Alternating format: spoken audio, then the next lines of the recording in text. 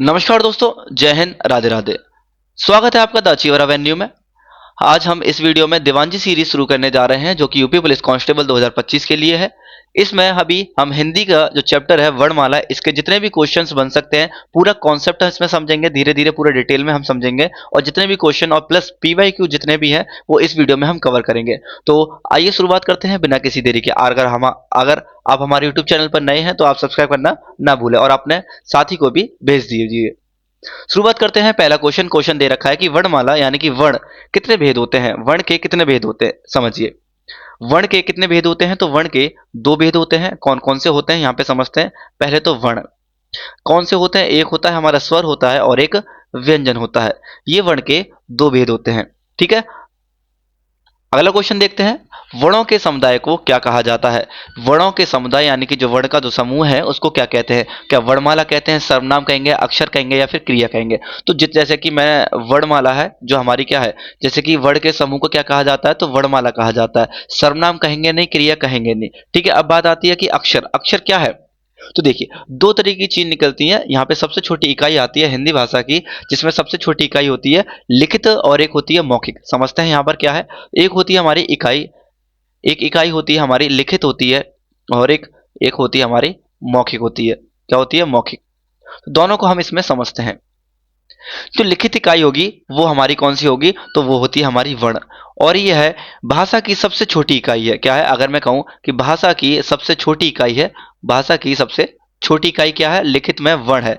अगर यहीं पे कहता हूं कि भाषा की सबसे छोटी इकाई जो मौखिक हो वो क्या होती है तो ध्वनि होती है। क्या होती है तो ध्वनि होती है।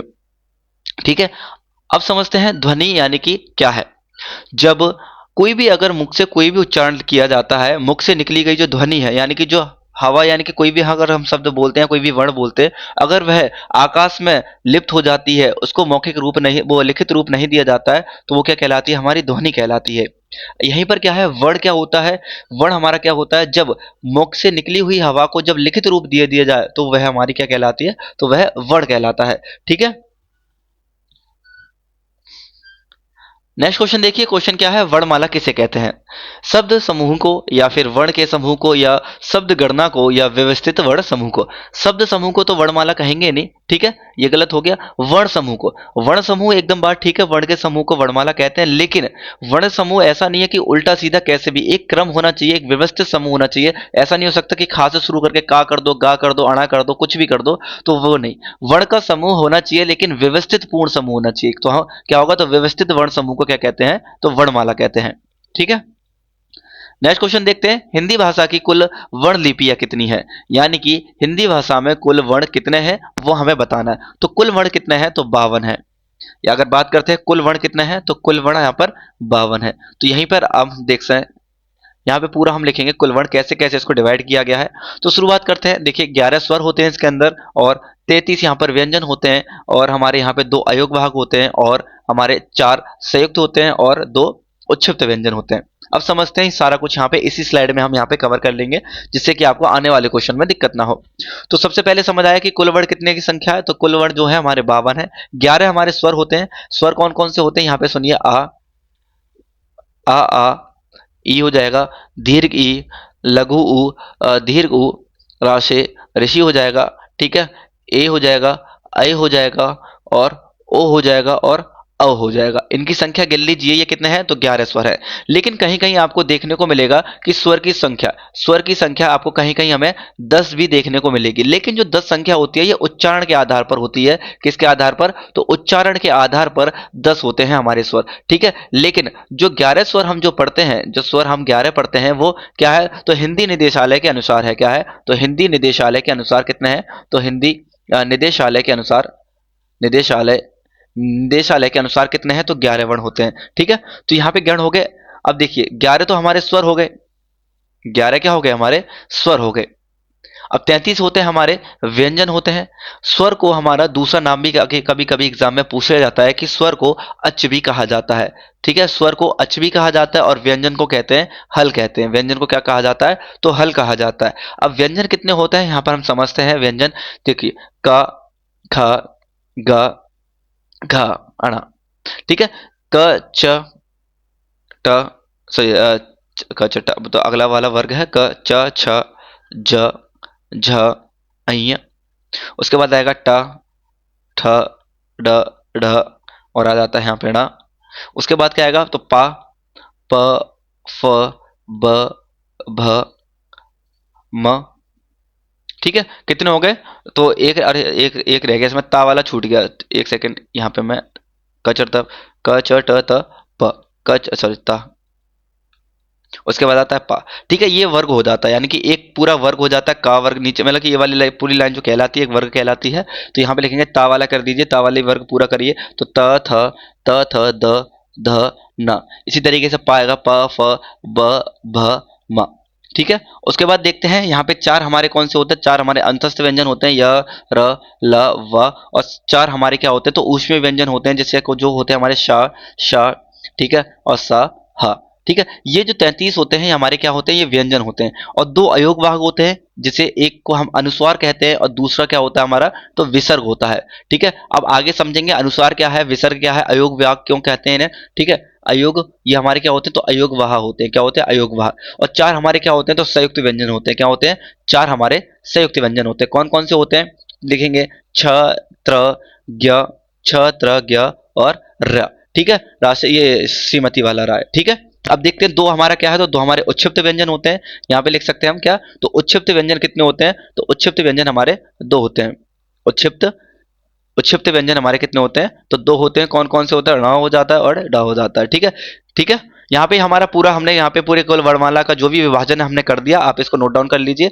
यहाँ पे जो ये है हमारे अंतस्थ व्यंजन है। कौन से व्यंजन है तो ये अंतस्थ व्यंजन हो जाते हैं। और ये वाले जो हो जाते हैं हमारे कौन से होते हैं ऊष्मीय व्यंजन हो जाते हैं। कौन से हो जाते हैं तो ऊष्मीय व्यंजन हो जाते हैं। ऊष्मीय व्यंजन हो जाते हैं। ठीक है, अगला क्वेश्चन देखिए कि शब्द की सबसे छोटी इकाई क्या कहलाती है। अभी मैंने बताया कि शब्द की जो सबसे छोटी इकाई है किसकी पूछी है, शब्द की छोटी है।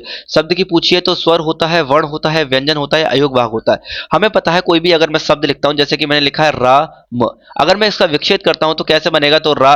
ठीक है, विच्छेद क्या करना है, दो वर्ण से मिलकर बना है। किससे? एक रा से मिला है और एक मां से मिलकर ये बना है। तो कह सकता हूं मैं सबसे छोटी इकाई होती है तो हमारी वर्ण होती है। अगला क्वेश्चन देखिए, क्वेश्चन नंबर 6 कहता है कि मात्रा के आधार पर स्वर कितने प्रकार के होते हैं। ठीक है, बोला गया है मात्रा के आधार पर स्वर कितने प्रकार के होते हैं। तो यहाँ पे हम लिखते हैं मात्रा के आधार पर स्वरों का वर्गीकरण। स्वर का वर्गीकरण करते हैं, वर्गीकरण। ठीक है, अब देखिए स्वर मात्रा के आधार पर स्वर का वर्गीकरण किया जाता है, तीन तरीके के होते हैं। पहला कौन सा होता है, पहला हमारा ह्रस्व स्वर होता है। ठीक है, ह्रस्व स्वर को ही हम क्या कहते हैं लघु स्वर भी कहते हैं। कभी कभी एग्जाम में देखने को लघु भी मिल जाता है, लघु स्वर कहते हैं। और इसको हम एक मात्रिक भी कहते हैं। क्या कहते हैं तो एक मात्रिक भी कहा जाता है। क्यों एक मात्रिक इसलिए कहा जाता है क्योंकि इसमें एक ही मात्रा रहता है तो एक मात्रिक कहता है कहते हैं। और इसको छोटा स्वर भी कहा जाता है। क्या तो छोटा स्वर भी हम इसको कहते हैं। अब देखिए दूसरा कौन सा आता है, दूसरा आता है हमारा दीर्घ स्वर। कौन सा? दीर्घ स्वर होता है। अब दीर्घ स्वर को क्या कहते हैं तो गुरु स्वर कहा जाता है इसको। क्या तो गुरु स्वर भी कहा जाता है और साथ ही में इसको कहा जाता है द्विमात्रिक भी कहा जाता है। क्या तो द्विमात्रिक भी इसको कहा जाता है। ठीक है, यानी कि जिसमें दो मात्रा होती है। अब समझते हैं अगला कौन सा है तो पुल्ल स्वर है। कौन सा? तो पुल्ल स्वर है। पुल्ल स्वर कौन सा होता है हम समझते हैं अब एक एक करके। ह्रस्व स्वर देखिए, ह्रस्व स्वर क्या होता है तो वह स्वर होते हैं जिनके उच्चारण में कम समय लगता है। तो यहाँ पे लिखेंगे कि जो ह्रस्व स्वर है, यहाँ पे डेफिनेशन लिख सकते हैं कि जिसके उच्चारण में कम समय लगता है, कम समय लगता है। कम समय लगता है कहने का मतलब क्या है कि एक ही मात्रा का समय लगता है, वो हमारे क्या होते हैं तो वह हमारे ह्रस्व स्वर होते हैं। और कुल संख्या कितनी है, अगर यहाँ पे देखूं कि इनकी कुल संख्या हो जाती है, हमारी कुल संख्या कितनी है तो इनकी चार संख्या है। कौन कौन सी है तो समझते हैं, आ हो जाता है, ऊ हो जाता है, ई हो जाता है और रा से ऋषि हो जाता है। ये हमारे क्या हो जाते हैं ह्रस्व स्वर हो जाते हैं और ये एक मात्रा के होते हैं इसलिए कहा जाता है। अब इसका देखिए यहाँ पे मैं समझा देता हूँ कि इसका ना जब मात्रा गिनी जाती है तो कैसे गिना जाती है, उसके लिए एक चिन्ह होता है। जब भी एक मात्रा होगी तो उनके लिए चिन्ह क्या होता है, लघु स्वर के लिए चिन्ह जो होता है वो क्या होता है तो एक खड़ी पाई होती है। ठीक है, क्या होती है ये हमारी क्या होती है खड़ी पाई होती है। ठीक है, खड़ी रेखा कह सकते हैं इसको, खड़ी पाई खड़ी रेखा कहा जाता है। अब देखते हैं दीर्घ स्वर और लघु स्वर यानी कि द्विमात्रिक स्वर क्या होते हैं। तो वह है जिनके उच्चारण में लघु स्वर से दो गुना समय लगता है। तो क्या लिख सकते हैं यहाँ पर कि जिनके उच्चारण में लघु से दो गुना समय लगता है। क्या लगता है? तो लघु से दो गुना समय लगता है। वह क्या कहलाते हैं? वो हमारे दीर्घ स्वर कहलाते हैं। अगर इनकी कुल संख्या कितनी होती है, तो कुल संख्या इनकी होती है हमारी, तो यहाँ पे लिखेंगे कौन कौन से होते हैं, तो कुल संख्या होती है हमारी 7। यानी कि जितने भी हमारे जो स्वर अब रह गए हैं ना, वो इसमें लिख दीजिए। देखिए बड़ा आ यानी कि दीर्घ आ हो जाएगा, ठीक है, दीर्घ ई हो जाएगा, दीर्घ ऊ हो जाएगा, ए हो जाता है, आई हो जाता है, और ओ हो जाएगा, और औ हो जाएगा। ठीक है, जो ये रह गए बाकी के शेष स्वर इसी में आ जाते हैं। इसका जो चिन्ह होता है मात्रा का, मात्रा दीर्घ मात्रा का जो चिन्ह होता है वो क्या होता है हमारा, तो ये वाला चिन्ह होता है, एस बना दिया जाता है। अब आता है प्लस स्वर। प्लस स्वर होता है जिनके उच्चारण में दीर्घ से भी अधिक समय लगता है। यहाँ पे क्या लिखेंगे कि जिनके उच्चारण में दीर्घ से भी अधिक समय लगता है। क्या? तो दीर्घ से भी अधिक समय लगता है, अधिक समय लगता है, समय लगता है। ठीक है, अब जैसे कि कैसे, अब दीर्घ से अधिक समय, ऐसा कौन सा शब्द है जिससे दीर्घ से अधिक भी समय लग सकता है, समय लगता है? तो देखिए, संस्कृत भाषा के शब्द अधिकतर इसमें प्रयोग किए जाते हैं। किसके? तो संस्कृत भाषा के शब्द यहाँ पर अधिकांश तौर पर प्रयोग किए जाते हैं। जैसे कि पहले के समय ओम, जैसे ओम मैं बोलूंगा ओम, यानी कि लंबा खींचा जाता था, यानी कि दीर्घ से भी अधिक समय लगता है। ठीक है, जैसे मैं कहता राम, क्या राम, तो ये जो है इसमें क्या है, ये हमारे होते हैं प्लस स्वर। इनका उच्चारण यानी कि इनका जो प्रयोग है वो संस्कृत भाषा में ही अधिकांश रूप से आपको मिलेगा। ठीक है, अब बढ़ते हैं, इसका जो आंसर हो जाएगा वो हो जाएगा ऑप्शन नंबर बी। अगला क्वेश्चन देखते हैं कि स्वरों का उच्चारण। अब स्वर का उच्चारण कैसा होता है? व्यंजन की सहायता से होता है, अनुस्वर की सहायता से होता है, फिर अनुनासिक की सहायता से होता है, फिर बिना किसी की सहायता से होता है। समझिए, अगर कोई भी स्वर लिखा है मैंने आ, ये खुद ही एक स्वर है, यानी कि इसका जो उच्चारण हो रहा है एकदम बिना किसी की सहायता से हो रहा है, यानी कि स्वतंत्र रूप से हो रहा है। तो मैं कह सकता हूं यहां पर स्वर की एक आता है। स्वर किसे कहते हैं? अगर डेफिनेशन अगर यहां लिखूंगा तो स्वर का जो उच्चारण होता है, यानी कि जिसका उच्चारण स्वतंत्र रूप से होता है, उन्हें स्वर कहते हैं। यहां पे लिख लीजिए कि जिसका उच्चारण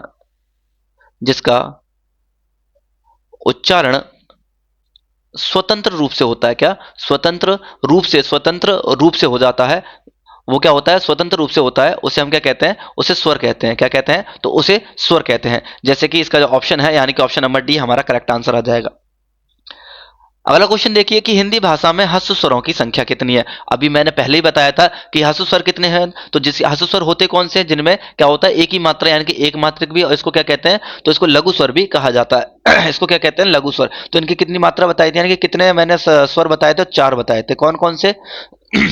आ हो जाता है, लघु आ हो जाएगा, लघु ई हो जाएगा, लघु ऊ हो जाएगा, और हमारा रा से ऋषि हो जाता है। इसको बार बार लिखोगे तो आपको याद भी हो जाएगा, और बार बार भूलोगे भी नहीं। अगला क्वेश्चन देखिए कि निम्नलिखित में से कौन सा दीर्घ स्वर है। ठीक है, अब देखिए दीर्घ स्वर कौन सा है? आ, ए, उ और ओ। अब समझिए दीर्घ स्वर कौन सा होता है। तो मैंने पहली बात तो दीर्घ स्वर मैंने कितने लिखाए थे? तो 7 लिखाए थे। कौन कौन से? ए हो जाता है, आई हो जाता है, ओ हो जाता है, ठीक है, एक सेकंड, यहाँ पे ओ करिए, छोटा ओ हो जाएगा, और औ हो जाता है। ठीक है, और साथ ही में कौन से? तो मैंने बताया था कि सॉरी दीर्घ आ हो जाता है, दीर्घ ई हो जाता है, और दीर्घ ऊ हो जाता है। ठीक है, ये मैंने 7 यहाँ पर लिखाए थे। लेकिन देखिए आ भी है, ए भी है, ऊ भी है, और औ भी नहीं है, औ है। ठीक है, लेकिन देखिए ऊ तो होगा नहीं। ऊ क्यों नहीं होगा? क्योंकि ये लघु स्वर है। अब बाकी के स्वर देखिए, बाकी के स्वर क्यों नहीं हो सकते? आपको लगेगा ये प्रश्न गलत है, लेकिन ये प्रश्न गलत नहीं है, एकदम ठीक है, प्रीवियस ईयर क्वेश्चन है ये। देखिए आ जो है, आ क्या है? आ जो बनता है हमारा, तो मैं कह सकता हूं आ मिलकर आ मिला देते हैं, यानी कि छोटा आ, जब छोटा आ मिलता है तो वह बड़ा आ बन जाता है, यानी कि एक ही जाति के हैं, तो हम इसे सजातीय भी कहते हैं। और जो ए का जो निर्माण होता है ना, ये संयुक्त स्वर के अंदर में आता है। ए कैसे बनता है? तो आ धन ई से मिलकर क्या बनता है? तो ए बन जाता है। ठीक है, तो ए बन जाता है। इसी तरीके से जो ओ है ना, तो आ धन मिलकर क्या बनता है? ऊ को जब मिलाएंगे तो ओ का निर्माण होता है। ठीक है, तो इन्हें विजातीय स्वर भी कहा जाता है। तो जो इसका जो आंसर हो जाएगा वो ऑप्शन नंबर ए एकदम करेक्ट हो जाएगा। तो देखिए यहाँ पे क्या है, हम आगे पढ़ेंगे। ठीक है, यहाँ पे और भी विभाजन किए गए हैं, तो आप इसका ध्यान रखिएगा। मैंने संयुक्त स्वर कराए थे, कौन कौन से? 4 कराए थे ना। ठीक है तो उसी में से ये 2 हैं। कौन कौन से कराए थे मैंने संयुक्त स्वर? ये बताइए। ए हो गया, ठीक है, आई हो जाता है, ओ हो जाएगा, और औ हो जाएगा। ठीक है, ये क्या है? तो ये हमारे संयुक्त स्वर हैं। अगला क्वेश्चन देखिए, क्वेश्चन नंबर 10 क्या कहता है कि निम्नलिखित में से कौन सा संयुक्त स्वर है। अभी देखिए, अभी क्या मैंने अभी बताया था कौन कौन सा, ए री नहीं होता, री तो स्वर होता है, ठीक है, और क्या लघु स्वर है यानी कि हस्व स्वर है, आ भी क्या है हमारा हस्व स्वर है, ए और ओ। अब यहाँ देखिए आ भी है, ए भी है, ओ भी है, लेकिन आ क्या है, दीर्घ स्वर है, संयुक्त स्वर नहीं है। क्यों नहीं है? क्योंकि ये आ और आ से मिलकर ही बना है। देखिए ए, बड़ी ए, ओ और औ, यानी कि ऑप्शन नंबर डी हमारा एकदम करेक्ट आंसर हो जाता है, ठीक है। अगला क्वेश्चन देखिए, क्वेश्चन दे रखा है कि हिंदी स्वरों का वर्गीकरण जब जीव के भाग यानी कि जीव के भाग के आधार पर किया जाता है तो निम्नलिखित में से कौन सा भेद इसके अंतर्गत नहीं आता है। तो यहाँ पे हेडिंग डालिए आप कि जीव के आधार पर स्वरों का वर्गीकरण, यानी कि जीवाह के आधार पर, क्या तो जीवाह के आधार पर स्वरों का वर्गीकरण, वर्गीकरण, ठीक है। तो कितने होते हैं? तो तीन प्रकार से स्वरों का वर्गीकरण किया जाता है, हम यहाँ पे समझते हैं एक एक करके। पहले होता है हमारा अग्रस्वर होते हैं, क्या होते हैं? अग्रस्वर होते हैं। दूसरा होता है हमारा क्या? मध्य स्वर होता है, यानी कि मध्य हो गया हमारा मध्य स्वर। और आखिरी वाला होता है हमारा पश्च स्वर होता है। कौन सा होता है? तो पश्च स्वर होता है, ठीक है। तो तीन तरीके से जीवा के आधार पर स्वरों का वर्गीकरण किया जाता है। अब एक एक करके हम समझते हैं कि अग्र स्वर कौन से होते हैं। वे जिस जीव के अगले हिस्से से उच्चारित किए जाते हैं, यानी कि यहाँ पे लिखिए वे जिस जो, यहाँ पे लिखिए सीधा लिखिए जो जीव के जीव के अगले हिस्से से, किससे? तो अगले हिस्से से उच्चारित उच्चारित किए जाते हैं, यानी कि अगले हिस्से से कौन कौन से उच्चारित किए जाते हैं। तो इसकी जो कुल संख्या होती है हमारी, इसकी कुल संख्या कितनी है? तो संख्या इसकी हमारी कुल कितनी है? तो 4 है। कौन कौन से हैं? तो देखिए ई है, लघु ई है, और ए है, और दीर्घ ए है, ठीक है। लघु ई, दीर्घ ई, और लघु ए और दीर्घ ए। ये इसको याद करने को ई ए भी याद कर सकते हो, ई ए, ठीक है, ई ए। ई ए से भी याद हो जाएगा, जिसमें ई लघु भी आ जाएगी, दीर्घ भी आ जाएगी, और ए में क्या आ जाता है? लघु ए और दीर्घ ए दोनों आ जाते हैं, ठीक है। अगला देखिए, मध्य स्वर कौन सा होता है? वे स्वर जो जीव के मध्य हिस्से से यानी कि उच्चारित होते हैं। तो कह सकते हैं जीव के मध्य हिस्से से, यानी कि जीव के मध्य हिस्से से, मध्य हिस्से से जो उच्चारित किए जाते हैं, मध्य हिस्से से, वो हमारे क्या होते हैं? वो हमारे मध्य स्वर होते हैं। अब देखिए जैसे कि अ, जो आ है वो क्या है? छोटा आ जो है वो हमारा क्या होता है? तो जीव के मध्य हिस्से से उच्चारित किया जाता है। तो ये हमारा क्या हो जाता है? एक ही है। इसकी जो कुल संख्या है वो कितनी है? तो कुल संख्या इसकी सिर्फ और सिर्फ एक ही है, आ है वो, ठीक है, ए। इसको हम कहते हैं उदासीन स्वर भी कहा जाता है। इसको क्या? तो उदासीन स्वर भी कहा जाता है। तो एग्जाम में पूछ लिया जाता है, अक्सर पूछा भी गया है कि उदासीन स्वर कौन सा है, ठीक है। उदासीन स्वर कौन सा होता है? तो आ है, जो कि मध्य स्वर है, जो कि जीवा के आधार पर वर्गीकरण किया गया है। अगला आता है पश्च स्वर। पश्च स्वर यानी कि जीव के पिछले हिस्से से जो उच्चारित किए जाते हैं, क्या कि जीव के पिछले हिस्से से, पिछले जीव के पिछले हिस्से से जो उच्चारित किए जाते हैं। अब जो भी रह गए ना वो सिर्फ और सिर्फ इसी में आ जाएंगे, जैसे कि दीर्घ आ रह गया, ठीक है, ऊ रह जाता है, लघु ऊ, दीर्घ ऊ, और औ, और हमारा हो जाता है औ, ओ और औ। ये जो होते हैं इनकी कुल संख्या कितनी है? तो कुल संख्या है इनकी हमारी कितनी है? 2 और 2 4 और 1 5 है। कितनी संख्या है? तो इसकी जो कुल संख्या है हमारी 5 है, ठीक है। तो यानी कि पश्च स्वर की संख्या कितनी है? तो 5 होती है। तो इसका जो आंसर है, यानी कि देखिए अग्र स्वर भी होता है, मध्य स्वर भी होता है, पश्च स्वर भी होता है, लेकिन विव्र स्वर नहीं होता। तो इसका जो ऑप्शन है वो ऑप्शन नंबर डी एकदम ठीक है। अगला क्वेश्चन देखिए, क्वेश्चन 12 कि ई, दीर्घ ई, च, छ, ज और अइया आदि का उच्चारण किससे होता है। देखिए आदि का उच्चारण किससे होता है, हम समझते हैं यहाँ पर कि व्यंजन का विभाजन सबसे पहले हम यहाँ पर सीखते हैं कि व्यंजन का विभाजन किस तरीके से किया गया है, यानी कि उच्चारण के आधार पर। उच्चारण से पूछा गया है ना, तो यहाँ पे लिखिए, अगली हेडिंग डालिए, उच्चारण के आधार पर, उच्चारण के आधार पर वर्णों का वर्णों का वर्गीकरण, वर्णों का वर्गीकरण, वर्गीकरण, ठीक है। तो देखिए कितने होते हैं, यहाँ पे हम पहले तो व्यंजन लिखते हैं, क्या लिखेंगे? व्यंजन। और यहाँ पे हम पहले व्यंजन लिखते हैं, कितने व्यंजन होते हैं हमें पता है, लिखिए 33 व्यंजन है, 33 को लिख दीजिए यहाँ पर। पहले देखिए क्या आएगा, ख, क, इसको क च ट त प, इसे का वर्ग, चा वर्ग, टा वर्ग और ता पर, और पांचवा क्या है हमारा? पा वर्ग। इसको आप पूरा कर दीजिए, का के बाद क्या आएगा? क, ख, ग, घ और अण। उसके बाद आता च, छ, ज, झ, अइया। टा, टा के बाद क्या आएगा तो ठा, ड, ढ और अणा। ता के बाद ता, थ, द, ध और न। पा के बाद आएगा पा, फ, प, फ, ब, भ और म। अब स्थिति आपने देखा होगा मैंने सभी के नीचे क्या हलंत लगाया है। व्यंजन जो है, व्यंजन जब भी लिखा जाता है तो यानी कि वो आधा अधूरा ही लिखा जाता है, क्योंकि जब भी व्यंजन का उच्चारण किया जाता है तो वो स्वर के सहायता से किया जाता है। इसी वजह से हम व्यंजन को यहाँ पे हलंत लगाकर लिखते हैं। ठीक है, उसके बाद क्या है यहाँ पर, अब देखिए जो पहला वर्ग होता है इसे हम का वर्ग कहते हैं। क्या कहते हैं? का वर्ग व्यंजन कहा जाता है।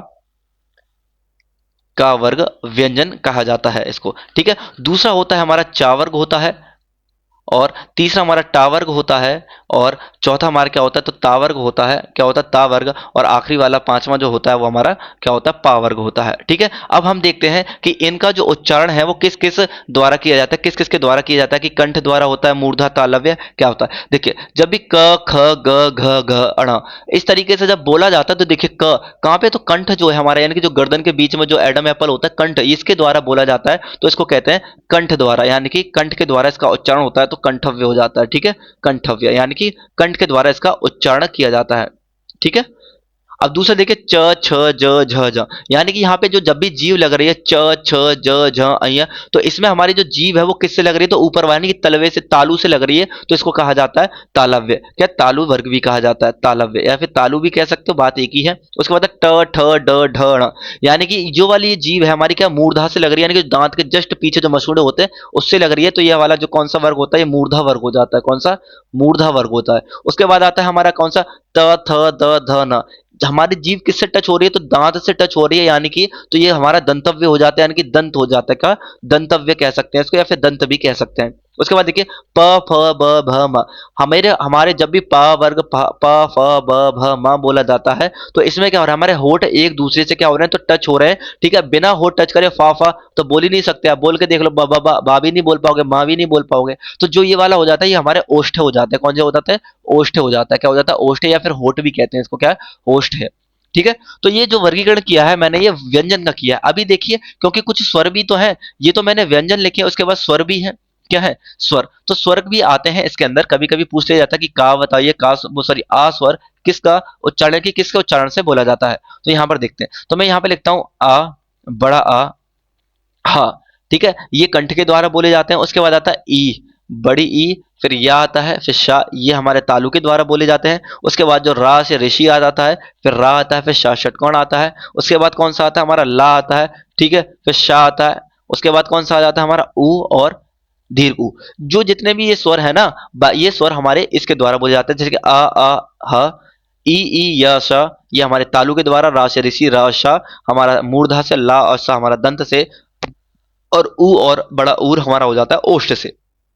ठीक है, लेकिन अभी देखा होगा आपने इसमें ना अभी चार स्वर और छूट गए। वो चार स्वर अब देखिए कौन कौन से हैं। अगर मैं कहूँ ए हमारे कौन से, तो हमारे संयुक्त तो स्वर हैं। आ हो जाता है, ए हो जाता है, आई हो जाता है, और ओ हो जाएगा, और औ हो जाता है। अब देखिए इसका जो उच्चारण है, यानी कि जो ए बोला जाता है, ये पहले तो ये बताइए किन किन वर्णों से मिलकर बना है। तो मैं कह सकता हूँ ये आ धन ई से मिलकर बना है, तो मैं कह सकता हूँ आ स्वर और ई से मिलकर बना है हमारा क्या? ए। ठीक है, सबसे पहले इसको याद करने का तरीका देखिए, सभी में आ लिख दीजिए, यहाँ पे भी आ लिखिए, यहाँ पे भी आ लिखिए। जो छोटा वाला बनता है ना आधन ई से ए, तो जो बड़ा वाला बनेगा ना तो जो छोटे वाले से ही मिलकर बनता है, यानी कि आधन ए से मिलकर ही बन जाएगा क्या? आई। सेम टू सेम यहाँ पे भी आधन ऊ से मिलकर बनता है क्या? हाँ, आधन ऊ से मिलकर बनता था, अच्छा ओ। और जो बड़ा ओ बनेगा वो क्या बनेगा तो छोटे ओ से मिलकर ही बनेगा, तो यहाँ पे छोटा ओ लिख दीजिए तो बड़ा ओ बन जाता है। ठीक है, तो ये यहाँ पे क्या कर दिया मैंने, यहाँ पे देखा कि संयुक्त जो स्वर है किस किस से मिलकर बनते हैं। अब यहाँ देखना इसका व्यंजन, यानी कि जिसका उच्चारण है किससे बोला जाता है। आ वर्ग जो है आ किससे बोला गया है तो कंठ से बोला गया है। और यहाँ पे ई देखिए किससे बोला गया है तो ई बोला गया है हमारा तालु से। तो ये बोले जाते हैं कंठ और तालु से। कैसे? तो कंठ प्लस में तालु, तो हम कह सकते हैं कंठ प्लस में तालु, जिसे हम क्या कहते हैं? कंठ तालव्य भी कहते हैं। क्या कहते हैं? कंठ तालव्य भी कहा जाता है, कंठ तालव्य। इसी तरीके से यहाँ पर देखिए सेम टू सेम यहाँ पे भी क्या है कंठ, और जब ए को कंठ तालव से बोला जाता है तो ए को भी कंठ तालव से ही बोला जाएगा। ठीक है, उसके बाद समझते हैं अगला। तो अगला देखिए कि जो लघु ए है वो किससे बना है, तो मैं कह सकता हूँ लघु आ और लघु ऊ से बना है। और लघु आ किससे बोला जाता है, लघु आ का उच्चारण देखिए किससे, तो कंठ से बोला जाता है। किससे, कंठ से बोला जाता है, ठीक है। और यहाँ पर हम देखेंगे कि ऊ का उच्चारण किससे बोला जाता है, तो यहाँ पर देखेंगे ऊ कहाँ पर है, तो ऊ का उच्चारण किससे, तो ओष्ठ से बोला जाता है। तो हम कह सकते हैं कंठ प्लस्ट ये ओष्ठ से इसका उच्चारण होता है, तो इसको कहते हैं, हम इसको कह सकते हैं कंठोष्ठ भी कहा जाता है। क्या, कंठोष्ठ। यहाँ पे कह सकते हैं क्या, तो कंठोष्ठ भी इसको लिख सकते हैं, कंठोष्ठ, ठीक है, कंठोष्ठ। तो अब ये देखिए कि जो जो दीर्घ ओ है उसमें क्या है, तो लघु आ और किससे, लघु ओ से मिलकर बना है। तो ये भी क्या होगा, तो ये भी हमारा कंठोष्ठ से ही बोला जाएगा, ठीक है। तो एग्जाम में अक्सर पूछ लिया जाता है कि बताइए कि जो संयुक्त स्वर हैं उनका उच्चारण कभी भी पूछ सकता है। तो पूछा क्या क्या था कि ई, लघु ई, च, छ, ज और ऐया कौन सा उच्चारण, यानी कि उच्चारण किससे होता है। तो हम यहाँ पर देखिए कौन सा वर्ग है, तो देखिए ई और ई कहाँ पर है, तो कौन सा, तालु है, तो यहाँ पे होगा तालव्य। अगला प्रश्न देखेंगे, क्वेश्चन नंबर 13 क्या दे रखा है कि निम्न में से ओष्ठ वर्ण कौन सा है। तो यहाँ पे आप देखिए ओष्ठ वर्ण से कौन कौन से बोले जाते हैं। तो ओष्ठ यानी कि क्या होता है, होठ। तो ओष्ठ से कौन सा वर्ग है, तो क, च, ट, त और प। तो मैं कह सकता हूँ प वर्ग वाले जितने भी हैं वो किससे बोले जाते हैं, तो ओष्ठ से बोले जाते हैं। कौन कौन से हैं, तो प है, ठीक है, फ है और प, फ, ब है और भा और म और साथ ही में क्या है, उ और दीर्घ उ। ये क्या है, तो ये क्या है, तो ओष्ठ से बोलने वाले हैं। तो यहाँ पर देखिए देखिए आ नहीं हो सकता, आ नहीं है, ये नहीं है, तो यानी कि ऑप्शन नंबर डी हमारा करेक्ट आंसर होगा। आप इसको बार बार लिखोगे ना तो आपकी प्रैक्टिस हो जाएगी और आप अच्छे से याद भी हो जाएगा। आप इसको रटोगे तो रट नहीं पाओगे, लेकिन अगर इसको बार बार लिखोगे ना तो लिखने से क्या होगा, याद हो जाएंगी चीजें। नेक्स्ट क्वेश्चन देखिए कि किस वर्ण का उच्चारण स्थान कंठ और तालु से होता है। अब देखिए कंठ और तालु से पूछा गया है कौन सा जो वर्ण है उसका उच्चारण होता है। ये बताइए जो लघु ओ है किससे बना है, तो आ धन ऊ से मिलकर बना है।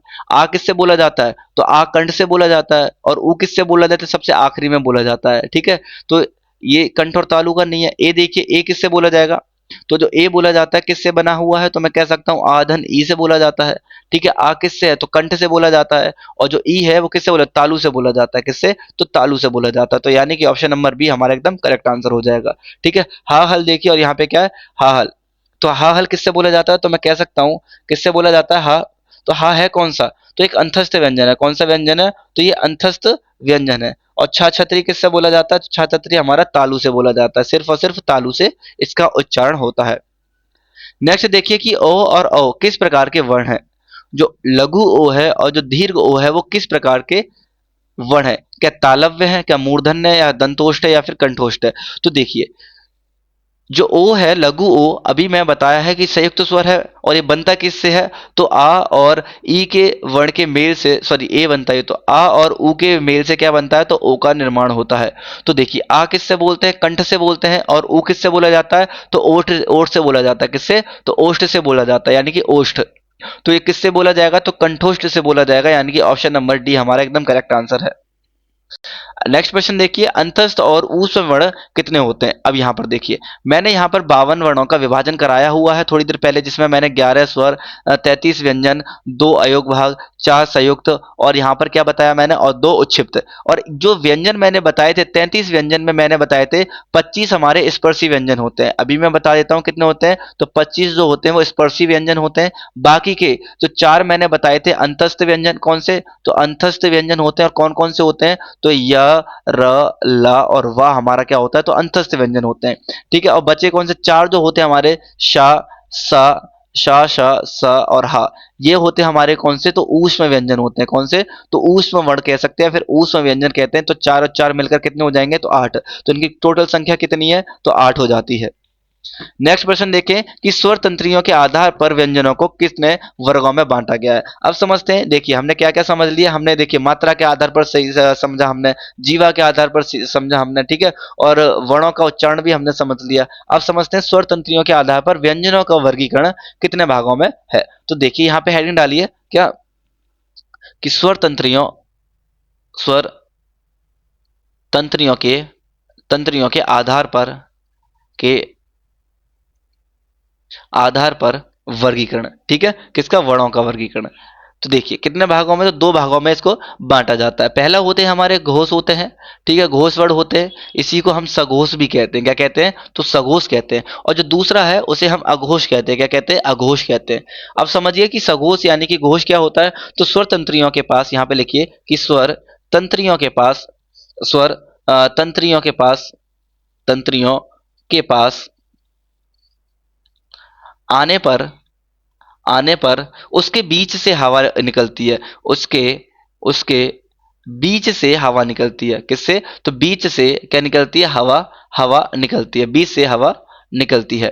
ठीक है, वो क्या होते हैं? वो हमारे स्वर यानी कि स्वर होते हैं। क्या, सॉरी, कौन से होते हैं? तो घोष वर्ड होते हैं। कौन से? घोष। अगर मैं कुल संख्या कहूं इनकी, तो कुल संख्या हमारी कितनी होती है? तो 31 होती है। अब सुनते हैं कैसे। यहाँ पे लिखिए कि पहले तो मैं व्यंजन लिख देता हूँ, क ख ग घ अण च। इससे आसानी होगी। च छ ज झ अय, फिर क छ ट, ट के बाद आ जाता ठ ठ ड ढ, ठीक है, और अण, क छ ट त त, सॉरी, त थ द ध न प फ, प फ ब, प फ ब, भ भ म। ठीक है, इसको बार बार लिखोगे ना तो आपको भी याद हो जाएंगे, कोई नई बात नहीं है यहाँ पर। ठीक है, अब समझते हैं। आखिरी में मैंने यहाँ पे कुछ अंतस्थ लिखे थे। कौन से? य र ल व। और यहाँ पे मैंने लिखे थे उसमें व्यंजन कौन कौन से? तो श स। कौन से? श श स और ह। अब समझते हैं घोषवर्ड, इन्हीं से डिवाइड किया गया है। देखिए जो ये वर्ग है का, इसे पहला वर्ग कहा जाता है, इसको दूसरा वर्ग कहा जाता है, इसको तीसरा कहा जाता है, इसको चौथा कहा जाता है और इसको पांचवा कहा जाता है। इसी में हम यहाँ पे स्वर तंत्रियों के आधार पर यहाँ पे वर्गीकरण किया गया है। तो समझिए, सबसे पहले 3 4 5 मैं कह सकता हूँ कौन कौन सा है इसमें? तो 3 4 और 5। 3 4 5 वर्ग का हो गया। कितने हो गए? एक में कितने होते हैं? तो 5 होते हैं। यहां से लेकर जो ये होते हैं ना, ये वाले जो व्यंजन होते हैं इसे स्पर्शी व्यंजन कहते हैं। लिख सकते हो आप। कहते हैं क्या कहते हैं? तो स्पर्शी व्यंजन कहते हैं। इनकी कुल संख्या 25 होती है। कितनी होती है? तो कुल संख्या 25 होती है। मैंने क्या बोला? घोषवर्ड कौन से होते हैं? स्वर तंत्रियों के पास आने पर उनके बीच यानी कि उसके बीच से हवा निकलती है। जैसे कि मैंने क्या बोला? तीसरा ग घ और अणा, यानी कि क्या हो रहा है? यहाँ पे हवा निकल रही है। ठीक है, तो यहाँ पे कौन कौन से हो गए? तो तीसरा वर्ग हो गया, चौथा वर्ग हो गया, पांचवा वर्ग हो गया, और साथ ही में जितने भी अंतस्थ व्यंजन है, अंतस्थ व्यंजन प्लस में कितना हो जाएगा? अंतस्थ व्यंजन है कि प्लस के 4 ये हो जाएंगे। प्लस में जितने भी स्वर होते हैं हमारे, स्वर हो जाएंगे। स्वर कितने होते हैं? तो कह सकता हूं स्वर की संख्या कितनी है? तो 11। प्लस में हा हल हो जाएगा। ठीक है, अब देखिए कुल कितने हो गए? यहाँ पे लिखिए, मैं कह सकता हूँ यहाँ पे कितने हो गए? 5 एक में होते तो 5 दिया 15 ही हो जाएंगे। प्लस के 4 हो जाएंगे, प्लस के यहाँ पे 11 स्वर हो जाएंगे और प्लस का 1। अब इन सभी को जोड़ लीजिए। 5 और 4 9, 9 और 1 10 और 1 11 हो जाएगा, है ना। 1 और 1 2 और 1 3, यानी कि टोटल संख्या कितनी आती है? 31 हमारी आ गई। अब समझते हैं अघोष। अघोष वर्ड कौन से होते हैं? अघोष वर्ड यहाँ पर देखेंगे स्वर तंत्रियों के पास, यहाँ पे लिखते हैं क्या? स्वर, स्वर तंत्रियों के पास, स्वर तंत्रियों के पास के पास आने पर, आने पर उनके बीच से क्या लिख सकते हैं यहाँ पे? कि उनके, उनके बीच से, बीच से हवा नहीं निकलती। बीच से हवा, बीच से हवा नहीं निकलती, नहीं निकलती, निकलती। ठीक है, अब जैसे कि इसमें जो शेष रह गए ना वो सारे सारे अघोष में आ जाएंगे, यानी कि पहला वर्ग आ जाएगा, प्लस में दूसरा वर्ग आ जाएगा, और साथ ही में जितने जो हमारे जो ऊष्म व्यंजन के 3 रह गए थे, कौन कौन से? शा, जो तीनों सा हैं वो रह गए थे। सा हो गया, शा हो गया और ये सा। ठीक है, सपेरा, षटकोण और सलजम वाला तीनों। तो कुल संख्या यहाँ पर कितनी आती है? तो 13 आती है। तो मैं कह सकता हूँ कि जो हमारे अघोष वर्ड होते हैं वो कितने हैं? तो अघोष वर्ड की संख्या हमारी 13 है। अगला प्रश्न देखते हैं। अगला प्रश्न है हमारा क्या? कि एक से अधिक वर्णों के मेल को क्या कहते हैं? अब देखिए, जब एक से अधिक जब वर्ण मिल जाते हैं तो उसको क्या कहते हैं? हम तो अक्षर कहते हैं। क्या कहते हैं? तो अक्षर कहते हैं। अब यहाँ पे समझिए अक्षर होता क्या है। ठीक है, जैसे कि मैं कोई भी शब्द यहाँ पर लिखता हूँ, पहले तो यहाँ पर देखिए, अगर जो मैंने का लिखा है ये क्या है? एक अक्षर है। ठीक है, जब मैं ये का लिखता हूँ ये एक वर्ण है। क्या है? तो ये एक हमारा ये वर्ण है। क्या है? तो वर्ण है। और ये हमारा क्या है? तो ये क्या है? हमारा एक अक्षर है। क्या है? अक्षर है। अब कहोगे भैया इतना अंतर कैसे है? इतना अंतर इसलिए है कि जो अक्षर होते हैं, जो ध्वनि मुख से निकलकर आकाश में व्याप्त हो जाती है उसे अक्षर कहते हैं। जैसे क ख ग घ। और जो वर्ण होते हैं, जो ध्वनि मुख से निकली और लिखित रूप दे दिया जाए उसे वर्ण कहा जाता है।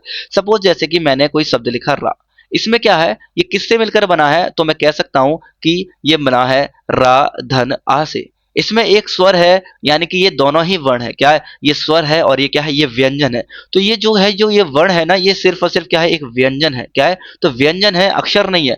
अक्षर क्या होगा, अपने आप में पूरी तरीके से हो जाता है, यानी कि वर्णों के मेल को क्या बनता है, तो अक्षर बनता है, और अक्षरों के मेल से क्या बनता है, शब्द बनता है, और शब्द के मेल से क्या बनता है, तो वाक्य बनते हैं। ये इसका एक क्रम होता है, आगे हम पढ़ेंगे इसको भी। ठीक है, तो इसका जो आंसर हो जाएगा वो हो जाएगा ऑप्शन नंबर ए। ठीक है, बाकी देख लीजिए, स्वर मैंने बता दिए थे कितने होते हैं, 11 स्वर होते हैं। 10 स्वर उच्चारण की दृष्टि से होते हैं, और 11 स्वर क्या होते हैं, तो हिंदी निदेशालय के अनुसार होते हैं। व्यंजन कितने होते हैं, 33 होते हैं, जिसमें से कि 25 स्पर्शी व्यंजन हो जाते हैं, 4 अंतस्थ और 4 ऊष्म व्यंजन। और अनुस्वार हम समझेंगे, अनुस्वार क्या होता है, जो अयोग वाहक में जो मैंने बताए थे अनुस्वार, यानी कि ये जो ऊपर से अनुस्वार लगता है चंद्रबिंदी, उसे अनुस्वार कहा जाता है। ठीक है, अब देखिए अगला सवाल दिया गया है कि निम्नांकित में से कंठ कंठ ध्वनि कौन सी है, यानी कि कंठ ध्वनि हमें बतानी है, कंठ ध्वनि कौन सी है। तो शुरुआत हमारे कंठ से ही होता है। सबसे पहले कंठ देखो, कंठ का वर्ग कौन सा होता है, तो का वर्ग। ठीक है, का वर्ग जो भी होता है वो कंठ होता है। तो देख लीजिए, का खा गा घा का, इसमें नहीं है का, यहाँ पे भी नहीं है, यहाँ पे भी नहीं है, तो का खा गा घा, यानी कि ऑप्शन नंबर सी। और बताइए इसके साथ साथ कौन कौन से होते हैं, तो मैं कह सकता हूँ आ होता है, ठीक है, और विसर्ग होता है, क्या होता है, विसर्ग भी इसी में आता है ना, विवाह, हा भी इसी में आता है, क्या आ जाता है, तो विसर्ग भी इसी में आ जाता है, और हा भी इसी के अंदर शामिल हो जाता है। ठीक है, तो ये क्या होते हैं, ये हमारी कंठ ध्वनियां होती हैं। अब बढ़ते हैं अगला। अगला है तालव्य व्यंजन बताइए। तालव्य कौन सा होता है, तो क च ट त प, पूरा लिखिए, क च ट त प।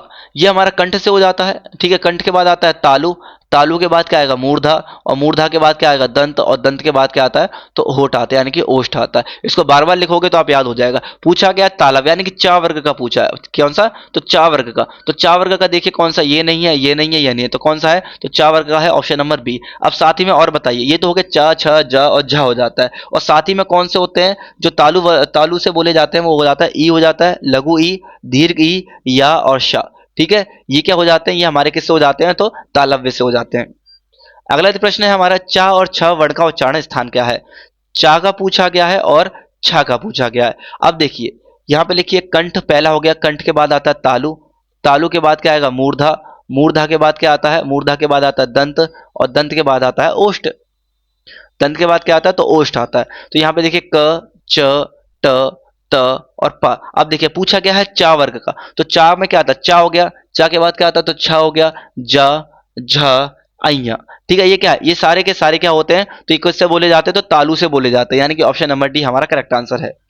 अगला प्रश्न देखिए कि ट वर्ग का उच्चारण की दृष्टि से किस प्रकार की ध्वनि है, यानी कि जो ट वर्ग है कौन सा, क च सॉरी क च ट त प, यही होते हैं। ठीक है, तो ट वर्ग की ध्वनि पूछिए तो का हमारा कंठ हो गया, च हमारा क्या हो गया, च हमारा तालु हो जाता है, क्या हो जाता है, तालु हो जाता है। उसके बाद क्या होता है, मूर्धा हो जाता है, कैसे, तो मूर्धन्य भी कहा जाता है इसको। तो किससे बोला जाएगा, ट वर्ग, तो मूर्धन्य से बोला जाएगा, यानी कि ऑप्शन नंबर हमारा क्या है, सी। अगला प्रश्न देखिए कि सा का उच्चारण स्थान क्या है, कि पूछा क्या गया है कि सा का जो उच्चारण स्थान है वो क्या है। अब देखिए सा किससे बोला जाता है, सबसे पहले तो यहां देखेंगे, क्योंकि सा देखो, सा किससे बोला जाता है, तो मैंने जब बताया था जब यहाँ पे आप जब उसका वर्गीकरण किया गया था उच्चारण की दृष्टि से, तो जब हम देखेंगे क च ट त और प, ठीक है, यहाँ पे हम कंठ लिखेंगे, कंठ के बाद तालु हो जाएगा, तालु के बाद क्या आएगा, मूर्धा आ जाएगा, और मूर्धा के बाद क्या आएगा, मूर्धा के बाद आता है दंत, और दंत यानी कि दंत के बाद क्या आएगा, तो ओष्ठ आ जाता है। ठीक है, ये मैं पूरा नहीं लिखूंगा, आप लिख लेना जिससे कि आपका रिवीजन होता रहे। ठीक है, अब देखेंगे जब मैं टा वर्ग की बात करता हूँ, टा में देखूंगा तो ट ठ ड, ठीक है, ड़, और टा ठ ड और अड़ा हो जाता है, फिर ना हो जाता है। उसके बाद यहाँ पे मैंने 3 और बताए थे कि रा से ऋषि और रा और शा, ये भी किससे बोला जाता है, तो मूर्धा से बोला जाता है, यानी कि मूर्धन इसका आंसर हो जाएगा ऑप्शन नंबर सी। अगला प्रश्न देखिए कि प फ ब भ म व्यंजन किससे बोले जाते हैं, तो क च ट त प। तो पूछा गया पा, तो पा किससे बोला जाएगा, तो अपने कंठ से शुरुआत करिए, कंठ, तालु, मूर्धा, दंत, फिर ओष्ठ आ जाएगा। तो आखिरी में क च ट त प, तो ओष्ठ यानी कि आखिरी में क्या है, तो ओष्ठ से बोला गया, तो ओष्ठ हो जाता है। अगला प्रश्न देखिए कि इनमें से कौन सा वर्ण स्पर्श व्यंजन नहीं है। अब समझते हैं स्पर्श व्यंजन कितने होते हैं और कौन कौन से होते हैं। तो सबसे पहले हम देखेंगे स्पर्श व्यंजन।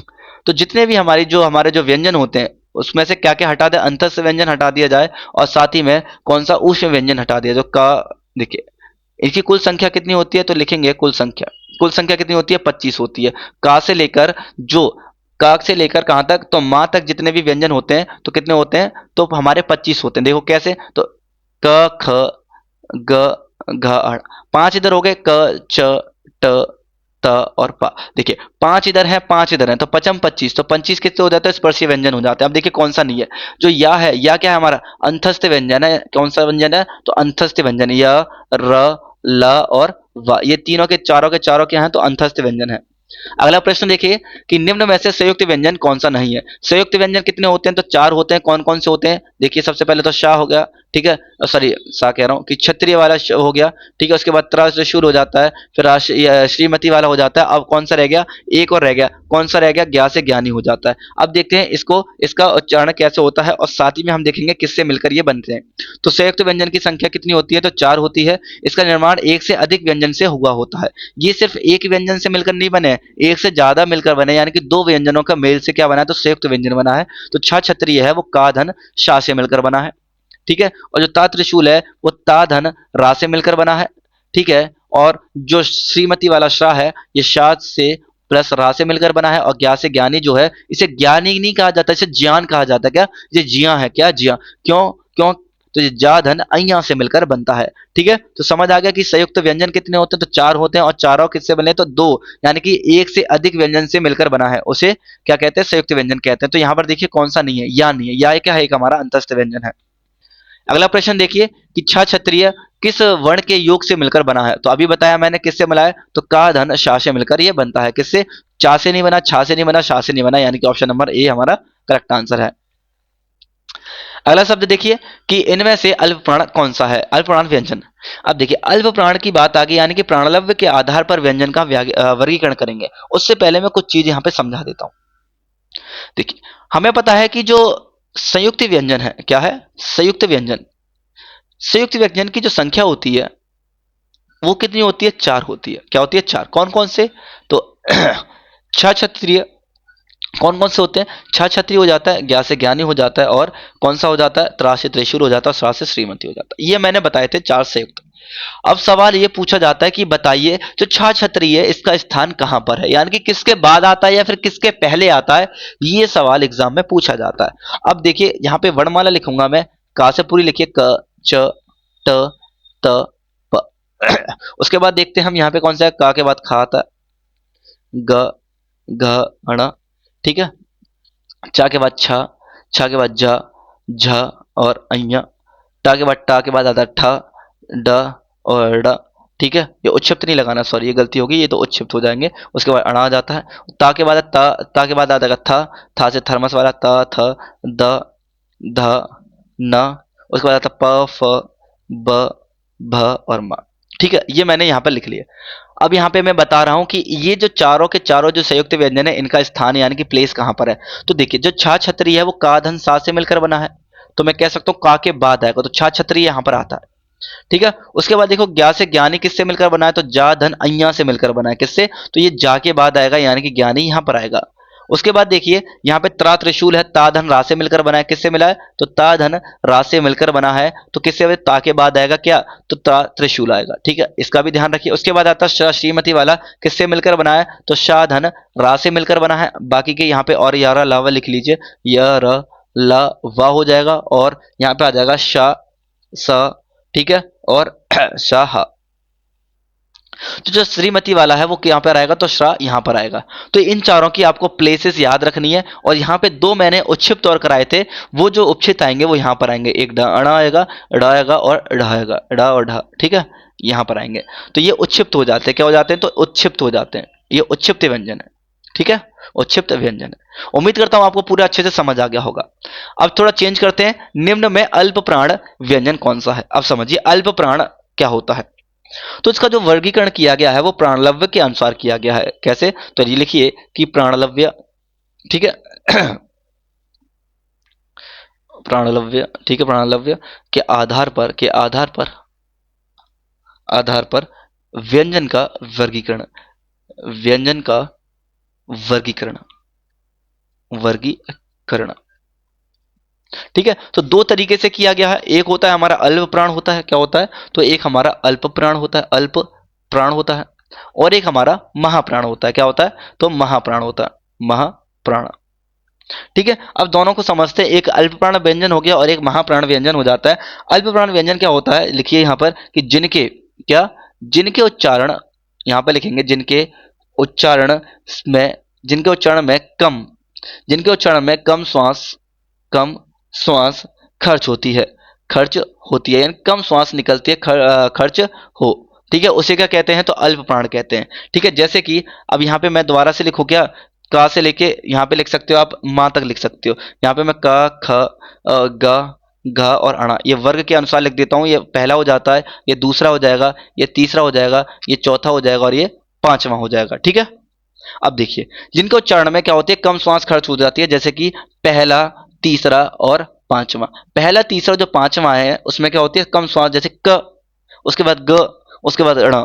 ठीक है, ख, खा में को तो हवा भी निकलती है। ठीक है, तो यहाँ पे हो जाएगा पहला, तीसरा और पांचवा। साथ ही में हो जाते हैं अंतस्थ व्यंजन। कौन से, तो अंतस्थ व्यंजन भी इसी में ही शामिल होते हैं, अंतस्थ व्यंजन। प्लस में यहाँ पे हम क्या करेंगे, एक उच्चिप्त आ जाएगा ड, और साथ ही में यहाँ पर आ जाता है जितने भी स्वर हैं, सभी स्वरों की संख्या, जितने भी हमारे स्वर हैं, कितने स्वर हैं, तो मैं कह सकता हूँ 11 स्वर हैं। प्लस में यहाँ पे क्या आ जाएगा, य र ल व, सॉरी ये तो अंतस्थी व्यंजन है ना, इसके लिखने की जरूरत नहीं है। तो मैं यहाँ पे संख्या देखिए, कुल संख्या कितनी हो गई, देखिए पहला, दूसरा, तीसरा, तो कितने हो जाएंगे, 5 या 15, तो ये हो गए। अंतस्थ व्यंजन 4, एक उच्छिप्त हो गया और सारे के सारे स्वर हो जाएंगे। तो देखिए 5 और 4 9, 5 और 4 9 10 और 11 हो जाएगा, 2 1 और 1 2 और 1 3 है कि 31। तो जो अल्प प्राण है उनकी संख्या कितनी है, तो 31 है।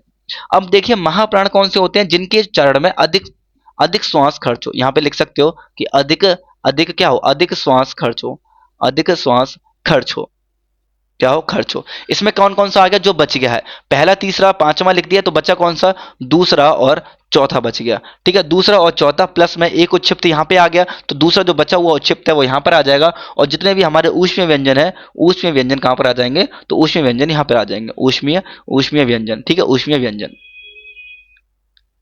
अब देखिए यहाँ पे 5 दूनी 10, 10 ये हो जाएंगे। अगर मैं इनकी कुल संख्या निकालूं तो कुल संख्या कितनी आएगी, तो 5 और 5 10 हो जाएगा, प्लस में 1 हो जाएगा, प्लस में ऊष्मीय व्यंजन कितने होते हैं, प्लस में 4।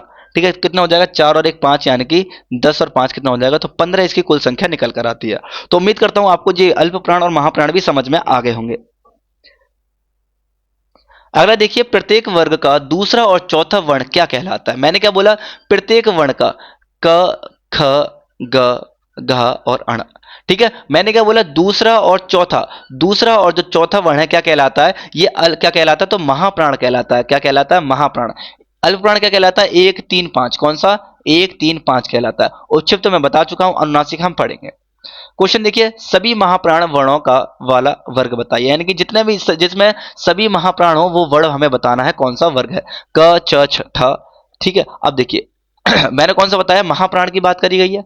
महाप्राण कौन कौन से होते हैं, यहाँ पे दोबारा लिख दीजिए, जो दूसरा वर्ग और कौन सा, तो चौथा वर्ग हो। दूसरा वर्ग कौन सा होता है, जो खा वाला हो, और इधर कौन सा हो, घा वाला हो। तो देखिए किसमें खा और गा वाला है, देखिए खा है यहाँ पे, उसके बाद देखिए यहाँ पे आता, यहाँ पे आ जाएगा छा आ जाएगा, यहाँ पे ठा आ जाएगा, और यहाँ पे था आ जाएगा, और यहाँ पे फा आ जाएगा। इसी तरीके से यहाँ पर देखिए, यहाँ पर क्या आ जाएगा, तो चौथे वाले में आ जाता है झा, झंडा आ जाएगा। ठीक है, उसके बाद आ जाएगा ढा आ जाएगा, देन आगे देखिए, आगे कौन सा आ जाएगा, तो धनुष आ जाएगा, धा से यहाँ पे आ जाएगा भा। अब देख लीजिए किसमें है, खा है, छा है और ठा, यानी कि ये पहले तीसरे, यानी कि पहले में मिल गए। शा षटकोण है नहीं, माँ मक्षी है यहाँ पे, तो माँ नहीं है क्योंकि माँ पांचवें में आता है। यारा लावा, यारा लावा अल्प प्राण में आता है क्योंकि एक ऊष्मीय व्यंजन है। अगला क्वेश्चन देखिए कि अघोष, कि अघोष वर्ण कौन सा है। वही दोबारा अघोष वर्ण, यानी कि कौन सा, दूसरा और चौथे वाला। दूसरा और चौथा वाला देखिए कौन कौन सा है, तो हम पहले में देख सकते हैं कौन सा, आ जा हा और सा। कहां पर देखिए, आ जा और सा और हा, क्या यहाँ पर है या नहीं है, यहां पर इतना देख लेना।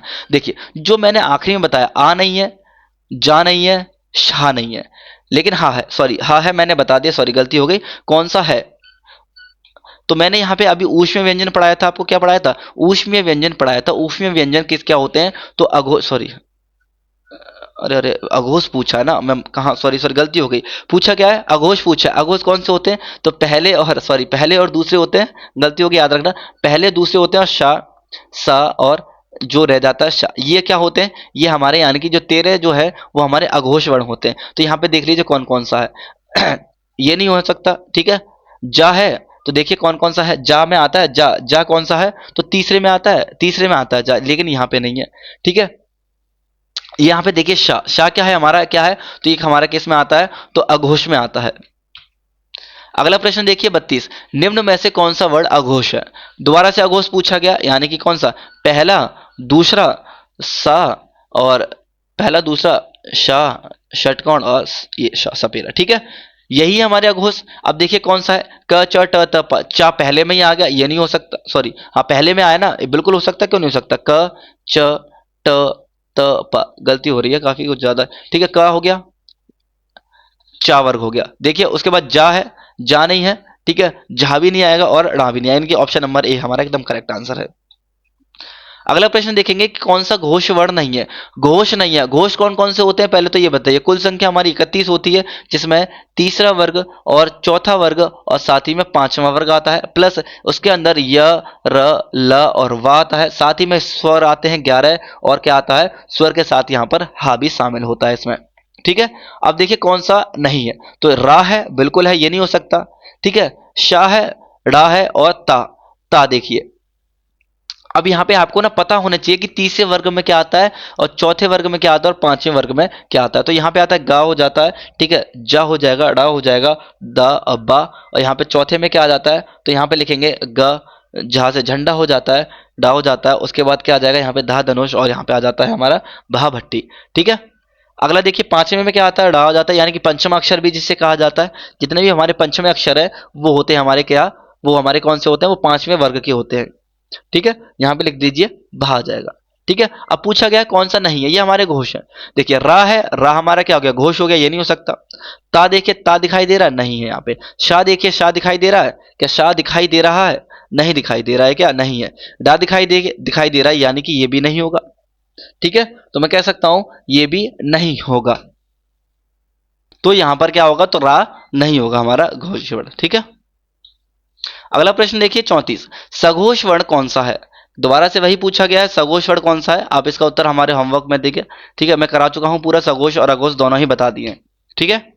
अगला देखते हैं स्पर्शी व्यंजन कौन से वर्ग में है। तो स्पर्शी व्यंजन कितने होते हैं, तो 25 कौन से होते हैं स्पर्शी व्यंजन, अभी बताया कि मैंने कितने होते हैं, तो 25 होते हैं। या एक हमारा क्या है, तो या क्या है हमारा एक अंतस्थ व्यंजन है, रा भी हमारा अंतस्थ व्यंजन है, ठीक है, रा भी हमारा अंतस्थ व्यंजन है, क च प द, यानी कि ऑप्शन नंबर सी हमारा एकदम सही है। वर्णमाला में स्पर्श व्यंजनों की संख्या कितनी होती है, तो 25 होती है। हिंदी शब्दकोश में का के बाद कौन सा व्यंजन आता है, यानी कौन से व्यंजन दिखाई देता है। मैंने अभी बताया था का के बाद खा आता है, लेकिन का और खा के बीच में क्या आता है, तो याद रखना छत्र भी आता है। क्यों, क्योंकि ये का धन शा से मिलकर बना हुआ है, यानी कि ऑप्शन नंबर डी हो जाएगा। अगला देखिए कि जिन ध्वनियों की गणना ना स्वर में होती है और ना ही व्यंजन में होती है उसे क्या कहते हैं। अब देखिए मैंने यहाँ पे जब स्वरों का जब वर्णों का वर्गीकरण कराया था 11 33 और 11 33 2 4 2, तो मैंने यहाँ पे दो कराए थे, मैंने अयोगवाह क्या कराए थे, तो अयोगवाह कराए थे। जो अयोगवाह होते हैं वो क्या होते हैं, ना ही स्वर की मदद से और ना ही व्यंजन से उनका उनको क्या कहते हैं, उनकी जो गणना होती है ना ही किससे होती है, स्वर से होती है और ना ही व्यंजन से होती है। यानी कि जो अयोगवाह होते हैं हमारे, वो वही हमारे क्या होते हैं, डा और ला होता है। अगला देखिए 39, कौन से शब्द में रा व्यंजन नहीं है। अब देखिए आपको पहले तो विक्षेप करना आना चाहिए, तो मैं यहाँ पे सिखाता हूँ, जैसे कि मैं राम का विक्षेप करता हूँ क्या, तो मैंने यहाँ पे राम लिखा है, इसका विक्षेप करिए। तो देखिए रा किससे मिला है, तो रा में क्या है, रा में आ का मात्रा इसमें जुड़ी हुई है दीर्घ, उसके बाद माँ व्यंजन है और इसमें क्या है, आ है। कोई भी जो व्यंजन है वो ना स्वतंत्र रूप से नहीं बोला जाता, वो स्वर की सहायता से बोला जाता है। जैसे कि मैं बोलता हूँ म, तो माँ में क्या, म आ रहा है, इसमें क्या आता है आ, रा, रा में क्या आ रहा है, आ रहा छुपा हुआ है। तो यहाँ पे इसी तरीके से यहाँ पर देखना है, तो बोला गया रा नहीं है। तो यहाँ देखिए मात्रा, तो जो ता त्रिशूल है यहाँ पे किससे बनेगा, ता धन रा से मिलेगा, ठीक है। जो मूर्धा है, मूर्धा किससे बनेगा, तो जो मूर्धा है तो माँ लगाइए, माँ उ, ठीक है, क्या आएगा, उ आ जाएगा, प्लस में धा आ जाएगा, मूर्धा, मूर्धा रा आ रहा है, क्या आ रहा है, रा, उसके बाद धा आएगा, उसके बाद क्या आ जाएगा, बड़ा आ जाएगा, ठीक है। इस तरीके से इसका विकसित होगा। क्रम देखिए, क्रम क्रम का धन र धन आ, उसके बाद माँ धन क्या आ जाएगा, आ जाएगा, ये विकसित हो रहे हैं इसके। उसके बाद देखिए मातृभूमि, माँ सॉरी माँ आ जाएगा, माँ, इसमें कौन सा स्वर छुपा हुआ है? तो बड़ा आ, प्लस में ता।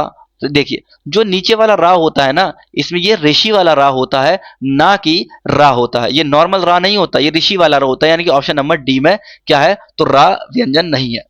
ठीक है, अब मैं यहाँ पे ना रा की कुछ चीजें बता देता हूँ, रा कितने प्रकार का होता है।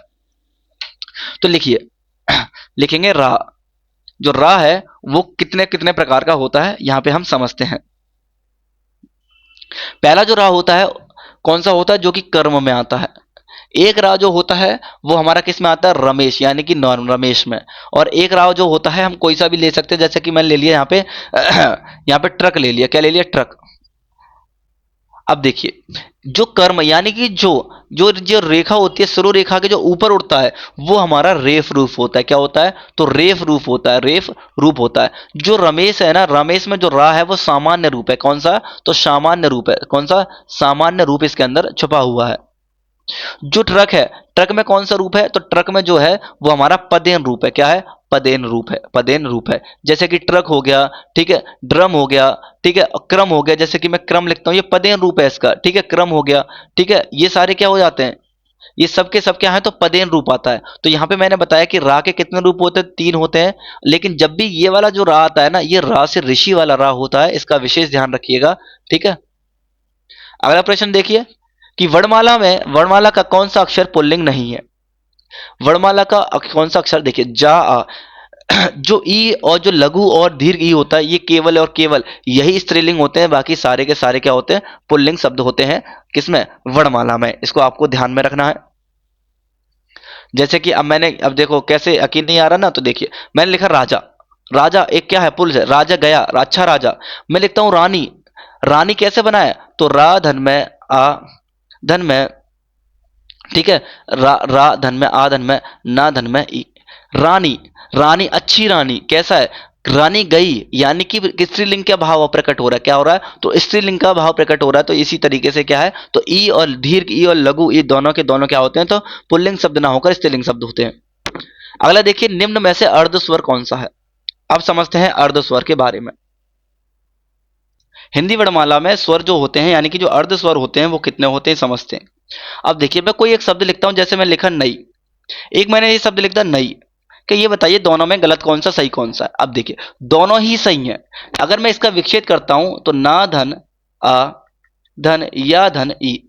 ठीक है, अब मैं इसका विच्छेद करता हूं तो क्या आएगा? ना धन आ धन ई। तो मैंने इस या को हटाकर सीधा ही मैंने स्वर लगा दिया, यानी कि सीधा ही स्वर लगा दिया। तो यानी कि जो या है वो किसका कार्य कर रहा है? तो ई का कार्य कर रहा है। और ई किसका है? तो या का कार्य कर रही है। तो यही क्या है? एक तो या अर्ध स्वर होता है, क्योंकि दोनों में आवाज भी समान आती है और काम भी समान रहता है, कोई भी बदलाव नहीं होता है। ठीक है, एक तो यह हमारा क्या है? अर्ध स्वर होता है। और एक होता है वा। अब वा देखिए, वाव कैसे होता है? जैसे कि मैं लिखता हूं कि कौवा। कौवा को हम ऐसे लिखते हैं, ठीक है, ये भी ठीक है। और कौवा को हम ऐसे भी लिखते हैं, कौवा को ऐसे भी लिखा जाता है, ये भी ठीक है। तो यहाँ पे अगर मैं इसका विच्छेद करूंगा तो इसका विच्छेद यानी कि क्या होगा? तो का क्या हो जाएगा? कौवा। का धन में क्या? तो का धन में औ धन में वा धन में आ। ठीक है, अब मैं इसका विच्छेद करूंगा तो का धन में क्या हो जाएगा? का धन औ धन में आ। ठीक है, अब देखिए मैंने क्या किया यहां पर, जो वाह है, वाह की जगह ना मैंने सीधा का सीधा आ ही लिख दिया, यानी कि स्वर ही लिख दिया। इस वाह के व्यंजन की जगह मैंने स्वर ही लगा दिया, जिससे ना शब्द में परिवर्तन हुआ है, ना ही उसकी ध्वनि में परिवर्तन हुआ है। तो यानी कि जो या और जो वाह है, यही दो अर्ध स्वर होते हैं। आप इसको नोट डाउन करके लिख सकते हैं किसी भी कॉपी पे अपने नोट्स में। नेक्स्ट सवाल देखते हैं, निम्नलिखित में से कौन से शब्द ऋषि की मात्रा का उपयोग हुए है? अभी मैंने बताया था ऋषि की मात्रा रानी की ऋति की मात्रा कैसे चढ़ती है? तो इस तरीके से पढ़ती है नीचे। तो देखिए क्रिया, ये पदेन रूप हो जाता है, ये रेफ रूप हो जाता है, ये सामान्य रूप है। यहाँ पे जो वृष्टि है, वृष्टि में कौन सा है? तो वृष्टि में रा से ऋषि वाला जो रा है वो प्रयोग किया गया है। अगला देखिए 43 क्या है कि हिंदी शब्दकोश में सबसे पहले कौन सा शब्द आता है? हिंदी कोश, यानी कि हिंदी शब्दकोश में। अब देखिए भैया कैसे, अगर रा से ऋषि है सभी में, अगर मैं विच्छेद करूंगा तो रा आएगा, उसके बाद क्या आएगा? गा आएगा। आधा गा है, क्या है? आधा गा है, तो हलंत लगाएंगे, फिर वाह आएगा, उसके बाद क्या आएगा? ए आएगा, ए है, उसके बाद क्या आएगा? द और धन ए आएगा। ठीक है, ये तरीका से होगा। इसी तरीके से यहाँ पे करूंगा तो राशि ऋषि आएगा, नॉर्मल कोई उसमें वो नहीं है, राशि ऋषि आएगा। उसके बाद आएगा का आएगा, क्योंकि छा क्षत्रिय किससे बना है, तो का धन शाह से बना हुआ है, याद रखना का धन शाह से बना हुआ है। तो देखिए इड़ा तो आखिरी में आता है, ये भी इड़ा आखिरी में आ जाएगा, लेकिन का सबसे पहले आता है, तो यानी कि ऑप्शन नंबर बी हिंदी शब्दकोश के अनुसार सबसे पहला शब्द पड़ेगा। अगला देखिए कि अनुस्वार के संबंध में कौन सा कथन उपयुक्त नहीं है, इसका उच्चारण आगे आने वाले व्यंजन से प्रभावित होता है। एकदम सही बात है। जैसे कि मैंने हिंदी लिखा, हिंदी हिंदी को मैं ऐसे लिखता हूं, हिंदी को ऐसे लिखता हूं, और साथ ही मैं हिंदी को कैसे लिखता हूं, तो हिंदी को मैं ऐसे भी लिखता हूं। ठीक है, तो क्या लिखा गया, इसका उच्चारण आगे आने वाले व्यंजन को प्रभावित करा। जो आगे वाले आने वाला जो व्यंजन है ना, ये दा, इसको प्रभावित कर दिया, इसने क्या कर दिया, इसको प्रभावित किया। एकदम ठीक बात है, यानी कि ठीक है। अनुस्वार नासिक के व्यंजन होते हैं, एकदम ठीक बात है। जो अनुस्वार होते हैं वो नासिक के व्यंजन होते हैं, यानी कि नाक के स्वर से बोले जाते हैं। ठीक है, हिंदी हो गया, संगम हो गया, देखो ना संगम, नाक बंद करके बोलोगे तो बोल नहीं पाओगे, संगम। और इसके जो ये चिन्ह है वो इस रूप से दर्शाया जाता है, यानी कि एकदम ठीक है। संगम, यानी कि संगम कैसे लिखते हैं, संगम, संगम लिखा, अगर मैं संगम की बात करूं तो संगम है ऐसे लिखते हैं। ये वाला जो बिंदु है ना, इसे ही हम अनुस्वार कहते हैं। क्या कहते हैं, यही हमारा क्या होता है, तो अनुस्वार होता है। क्या होता है, अनुस्वार होता है। इसे इसके रूप में दर्शाया जाता है, बिल्कुल गलत बात है। जो ये दो बिंदु हैं इसे विसर्ग कहते हैं। क्या कहते हैं, तो विसर्ग के तौर पर इसे दर्शाया जाता है, ये विसर्ग होता है। अगला प्रश्न देखिए कि भाषा की मूल इकाई क्या है। भाषा की मूल इकाई अक्षर है, ध्वनि है, संकेत है, या फिर वर्णमाला है। तो वर्णमाला तो है नहीं, संकेत है नहीं। अब देखिए भाषा की मूल इकाई ध्वनि हो जाती है या फिर अक्षर हो जाती है। आप इसको जो इसका जवाब है वो कहाँ दोगे, तो होमवर्क में दोगे। ठीक है, और कमेंट बॉक्स में आप हमारा इसका उत्तर लिखना। उम्मीद करता हूं आप सभी को वर्णमाला बहुत अच्छे से समझ आया होगा। मैंने पूरा कॉन्सेप्ट भी इसमें बताया, प्लस इसके अंदर जितने भी पीवाई के क्वेश्चन थे और जो भी इंपॉर्टेंट क्वेश्चन थे वो इसके अंदर मैंने शामिल किए थे। अगर आपको इसकी पीडीएफ चाहिए तो हमारे जो टेलीग्राम है उसको आप ज्वाइन कर सकते हैं। इसका जो लिंक है टेलीग्राम का आपको वीडियो के डिस्क्रिप्शन में मिल जाएगा, वरना आप इस बार कोड को आप स्कैन करेंगे तो सीधा का सीधा आप टेलीग्राम में ज्वाइन हो सकते हैं। अगर आप नए आए हुए हैं तो आप हमारे यूट्यूब चैनल को सब्सक्राइब करें। ठीक है, और जितने भी आपके साथी हैं जो तैयारी कर रहे हैं यूपी पुलिस कांस्टेबल की, आप उसको शेयर करें जिससे कि आपका सपोर्ट हमारे साथ बने रहे। मिलते हैं नेक्स्ट टॉपिक के साथ नेक्स्ट वीडियो में, तब तक के लिए धन्यवाद।